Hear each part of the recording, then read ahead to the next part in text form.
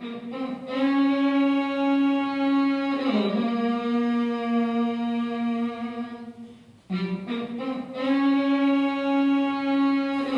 I'm Lyonn Lieberman. So, what causes injury?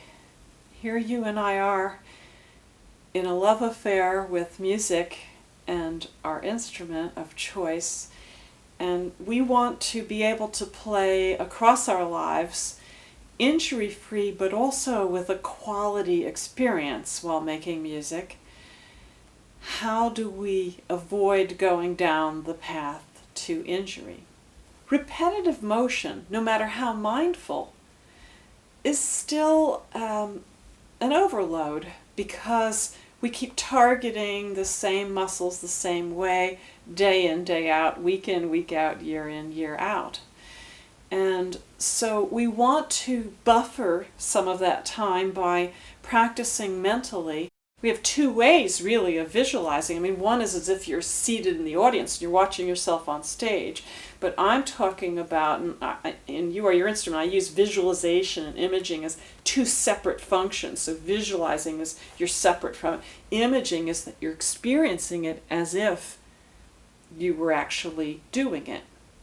So this is a way to cut down on physical practice time and at the same time be able to accomplish a lot, sometimes a lot more, than repetitive playing the passage over and over and over and over again until your muscle memory, your auditory memory, and your right brain imaging process has locked it in. When we get nervous, the first thing to go when our body is flooded with roughly 20 different chemicals, the first thing to go is muscle memory. So if the music isn't in these other parts of the brain, you may have a blank at that moment rather than being able to successfully steer through nerves, the chemistry, as I call it, of nervousness, and continue to make the music that you intended to make. Holding one's breath is another contributing factor to injury. Now, of course, you wind players don't have to worry about that, but if you're coming to the D'Addario site, if you happen to be checking in with us string players, but when you hold your breath, not only are you denying your body the oxygen it needs for your brain to work well and for you to survive with a quality experience versus just barely, but just try this out. Take a deep breath in, hold it, hold it, hold it, hold it, hold it. What are your muscles doing? And now exhale and feel how every muscle in your body relaxes. So the exhale is not only a metaphor for relaxation, it actually does steer the process of relaxation. If you chronically hold your breath while playing, try using lip or tongue trills. It doesn't have to be on pitch, but hey, if you're playing in a particular key and you want to do it on the root note, that's fine. Or harmonize, that's fine too, or double the melody. But the idea being, yes, every breath you should be able to do that while playing your instrument. Maybe at first you might get but eventually, start simple when you're playing, eventually your nervous system will catch on and learn how to breathe while playing. Another contributing factor to injury is fixed position.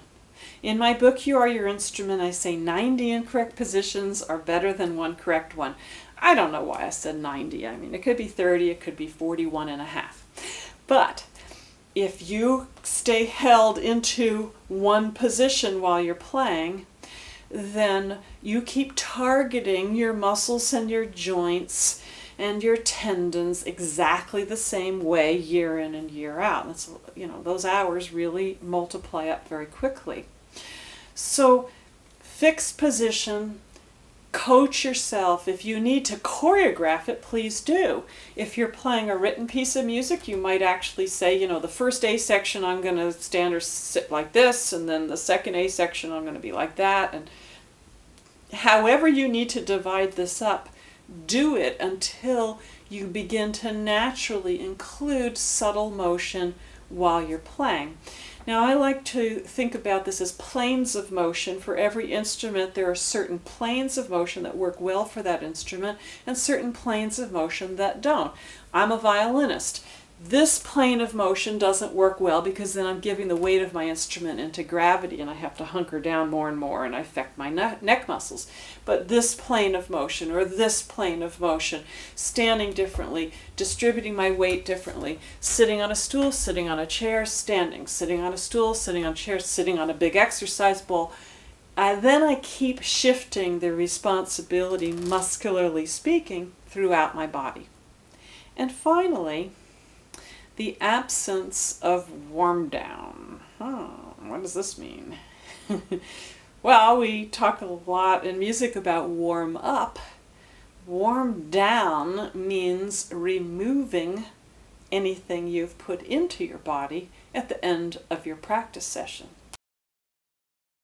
So, if you notice that you have been in a fixed position or that you've been pronating, meaning rotating something in a certain way on one side and not the other, or both sides, or you notice that your wrists have been flexed or extended or pronated and therefore your tendons have been rubbing against their sheaths, anything that you notice about your tendencies, locked knees, I mean, you name it, sway back, hunched over, whatever it is, you need to have an individualized 10, 12-minute warm down, exercise, stretch period of time to undo anything that you have done. Now, it doesn't always have to be right after playing. It might be your morning regime before you play to take out what you did the day before and start in fresh. It could be later on. It could be at any time, but anything is better than nothing. How do you create this program? Well, first of all, you don't do it willfully. You don't say, oh, I need to stretch, and then you force yourself into a stretch. You do it linked to deep breathing and be gentle with yourself. And as you study how you use your body, sometimes the simplest of motions, if your right shoulder's been turned in for 5 hours, then something reaching back behind you and opening that shoulder, it doesn't have to be with weights or stretch bands. Anything like that can be beneficial. I have a muscle balance section for all instrumentalists at the back of my book, You Are Your Instrument, and there are now some wonderful resources available from other folks who have written in the field of music medicine and also on video. You can also work with a physical fitness trainer, but it has to be someone who's more in the department of a physical therapist, who's really our best friend. Even one session with a physical therapist just to catch on to what you individually need to counterbalance how you've used your body can be incredibly useful to you.